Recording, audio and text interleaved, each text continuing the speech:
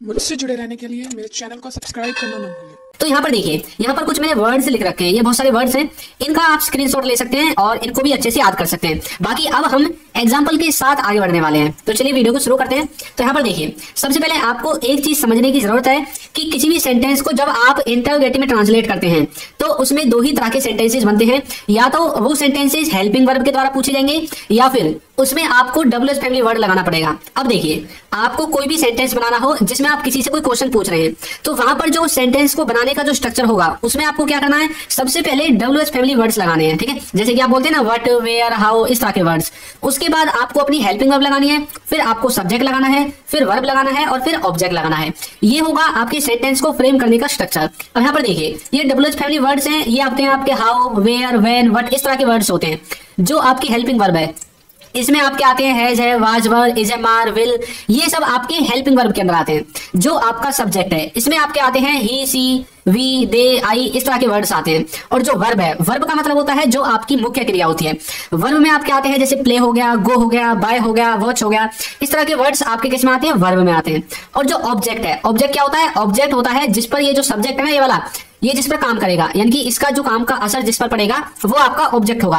अब यहाँ पर हम इसको यहाँ पर लिख नहीं सकते क्योंकि ये कुछ भी हो सकता है, किसी वाक्य में अलग होगा, किसी में अलग होगा, किसी में तो ये यहीं से आ जाएगा, यानी कि ही, सी, इट का ऑब्जेक्ट, किसी में कहां से आएगा, किसी में किसी चीज का नाम आएगा, तो ये हर चीज में अलग अलग होता है। ठीक है, तो इसलिए हमने इसको नहीं लिखा है। बाकी आपको यहाँ पर देखकर समझ में आ गया होगा कि कौन कौन से वर्ड्स आपको आएंगे बोलते टाइम। अब आगे बढ़ते हैं, चलिए देखते हैं।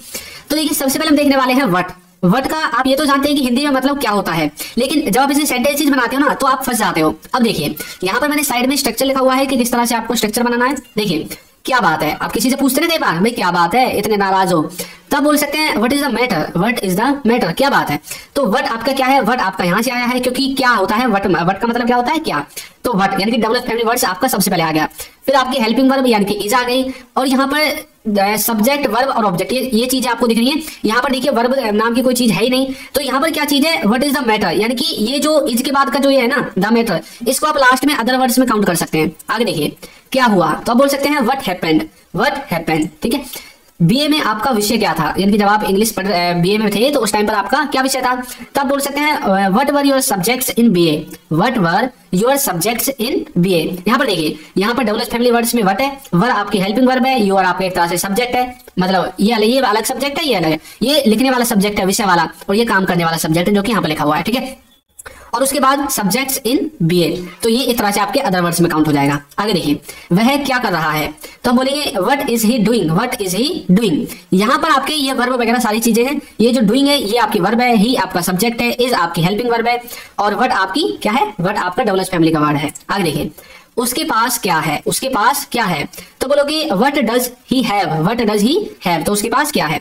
अब आप ये मत सोचने लग जाना कि सर आपने हैव क्यों लिख दिया, यहाँ पर तो है जाना चाहिए था ना, ही के साथ है जाता है। तो देखिए, हमें ही को नहीं देखना है, यहाँ पर हमें इस हेल्पिंग वर्ब को देखना है जो कि है डज, और डू, डज और डिड, इनके साथ वर्ब की फर्स्ट फॉर्म आती है। तो यहाँ पर जो वर्ब की फर्स्ट फॉर्म है ना वो हैव ही है, हैज आपकी वर्ब की फर्स्ट फॉर्म नहीं है। ठीक है, ये बात आपको याद रखनी है। चलिए आगे देखते हैं।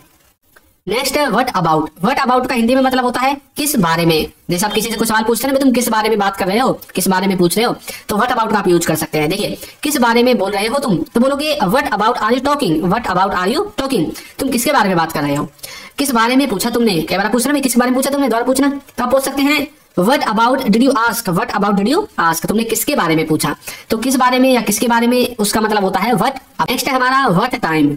व्हाट टाइम का मतलब होता है कितने बजे। जैसे आप किसी से बोलते हैं ना तुम कितने बजे आए या फिर तुम कितने बजे आओगे, देखिए आप कितने बजे आए, तो बोलोगे what time did you come, what time did you come.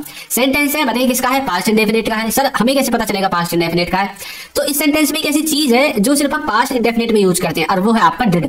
आप जानते हैं डिड का इस्तेमाल पास्ट इंडेफिनिट में और टू डज का इस्तेमाल प्रेजेंट इंडेफिनिट में। नेक्स्ट है आपका वो कितने बजे घर पहुंचा, वो कितने बजे घर पहुंचा, तब बोल सकते हैं what time did he reach home, what time did he reach home, वो कितने बजे घर पहुंचा।